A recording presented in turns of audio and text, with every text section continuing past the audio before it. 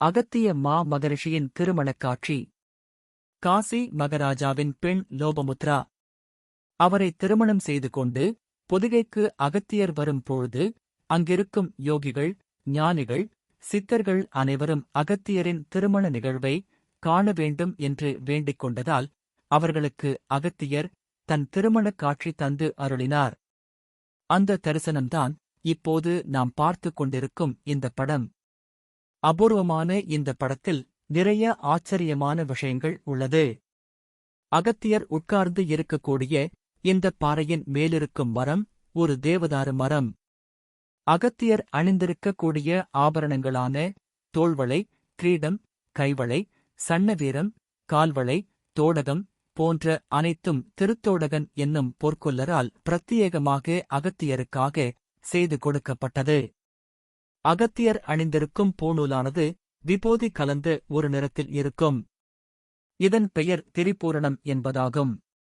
இது கௌதம முனிவரால் கொடுக்கப்பட்டது. அகத்தியரும் லோபமுத்திரா அன்னையும் அணிந்திருக்கும் பூமாலையானது வன்னி, வில்வம், துருக்கத்தி, செம்பாலை ஆகிய 4 விதமான மலர்களால் தொடுக்கப்பட்ட மாலையாகும். இந்த மாலையை தொடுத்துக் கொடுத்தவர் லோபமுத்ரா அன்னையின் தோழியான பர்வதினி என்பவர்.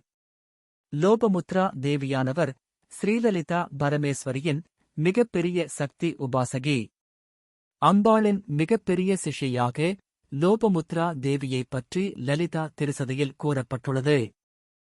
ஸ்ரீலலிதா உபாசனை செய்பவர்கள் சிவப்பு நிறப்பட்டு உடுத்துவர். அதனால் சிவப்பு நிறப்பட்டுதான் லோபமுத்ரா அன்னைக்கு திருமண ஆடையாக நெய்யப்பட்டது.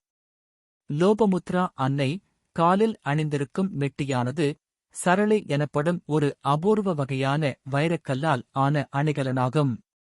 இதைக் கொடுத்ததே அகத்தியர்தான். லோபமுத்ரா அன்னையின் அருகில் உள்ள மயிலானது அவரது தோழியான சேதுத்தரணி என்பவராவார். அகத்தியர் அருகில் உள்ள மான் அவரின் முதன்மைச் சீடரான புலஸ்தியர் மகரிஷியே ஆவார். லோபமுத்ரா அன்னையின் தோளில் அமர்ந்திருக்கும் கிளியானது மிகவும் விசேஷமானது.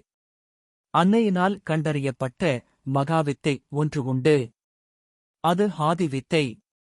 அந்த வித்தைக்குரிய தேவியே லோபமுத்திரைதான்.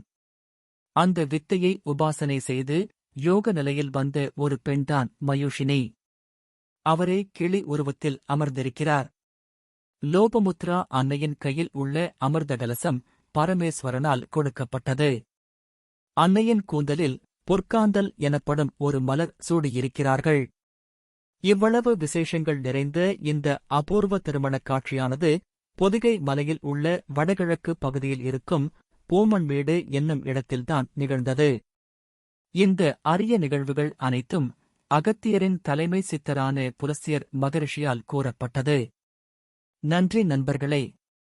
இந்த காணொளி உங்களுக்கு பிடித்திருக்கும் என்று நம்புகிறோம். மீண்டும் அடுத்த காணொளியில் சந்திப்போம்.